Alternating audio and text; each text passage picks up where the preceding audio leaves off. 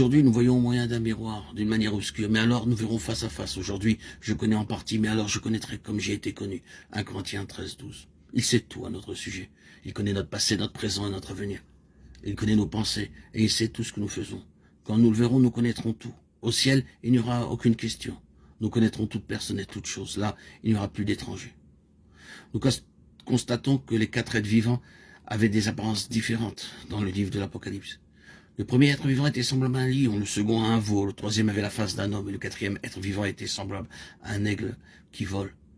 Ces 4 êtres vivants symbolisent les 4 principales caractéristiques de notre Seigneur Jésus-Christ. Le lion représente la royauté du Seigneur Jésus. Le lion est appelé le roi des animaux. Il représente la force et le courage. Lorsque le lion traverse une rivière, il avance en ligne droite. Même si le courant de la rivière est rapide, il ne suivra pas des chemins détournés.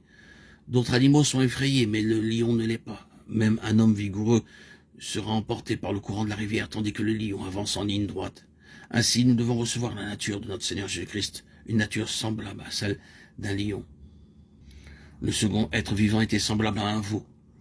Un veau est un symbole du sacrifice.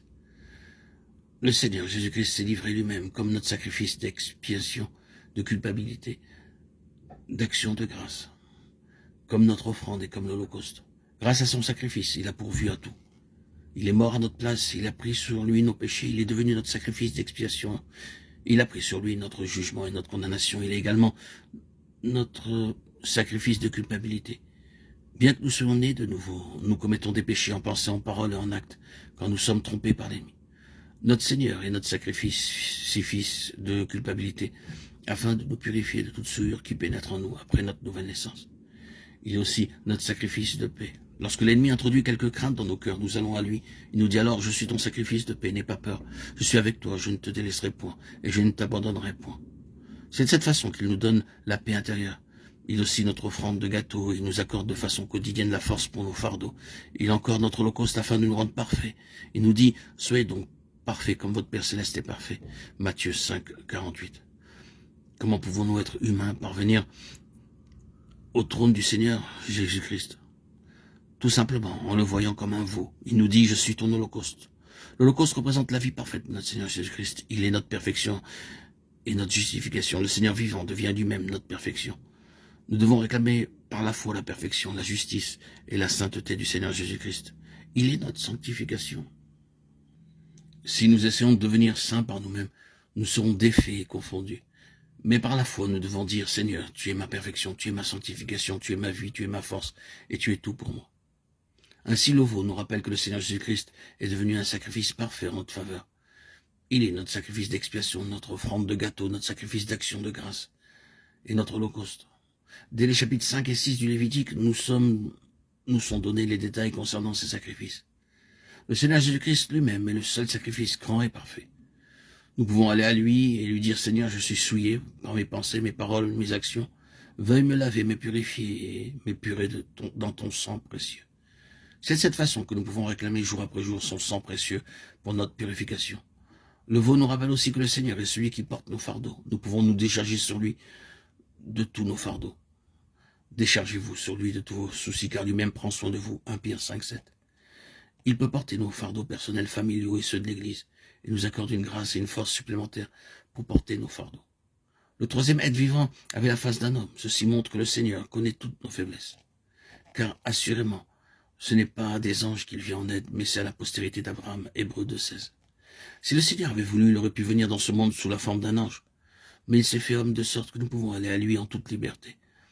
Il a rencontré toute tentation possible que l'homme connaît et il est demeuré sans péché. Pendant 40 jours, il fut tenté par le diable à travers toutes sortes de tentations.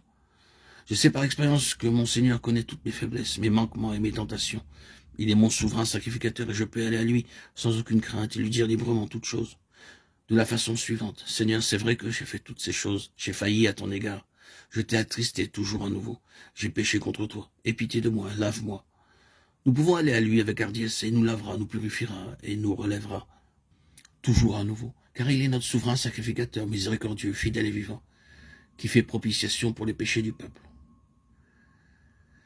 C'est pourquoi il dut en toutes choses être rendu semblable à ses frères, afin qu'il fût un miséricordieux et fidèle souverain sacrificateur dans les choses qui concernent Dieu pour faire propitiation pour les péchés du peuple. Hébreux 2, 17. car ayant été tenté lui-même dans ce qu'il a souffert, il peut secourir ceux qui sont tentés. Hébreux 2,18. Ce verset nous donne de la force. Quelle que soit notre faiblesse ou notre besoin, le Seigneur les connaît entièrement. Dans le même but, Dieu s'est fait homme et est devenu un miséricordieux et fidèle souverain sacrificateur afin de nous accorder la paix et de nous élever. Tandis que nous venons à lui, il nous dit « Je ne te condamne pas, va et ne pêche plus ». Quel sauveur.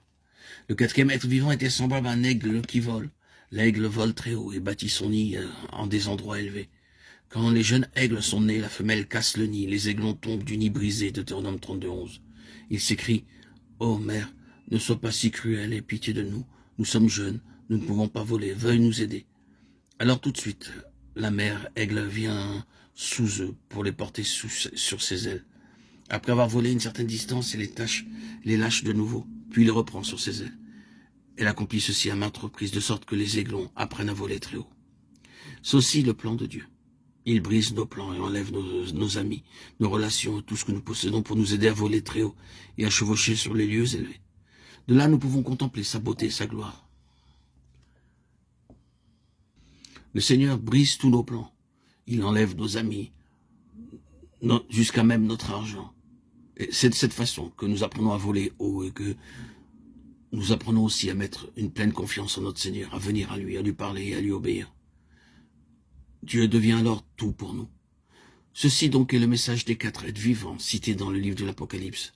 Le lion, c'est reconnaître dans nos vies la royauté du Seigneur Jésus-Christ. Le veau, c'est s'approprier son sacrifice parfait en vue de la purification quotidienne et se décharger sur lui de tout fardeau. L'homme, c'est réclamer la victoire sur toute tentation à notre souverain sacrificateur céleste, qui fut tenté de toutes les façons, comme nous le sommes, et qui cependant est demeuré sans péché. Et enfin, l'aigle, c'est être prêt à entrer dans le plan du Seigneur. Que le Seigneur nous aide tous à vaincre et à être ainsi qualifiés pour être avec lui sur son trône.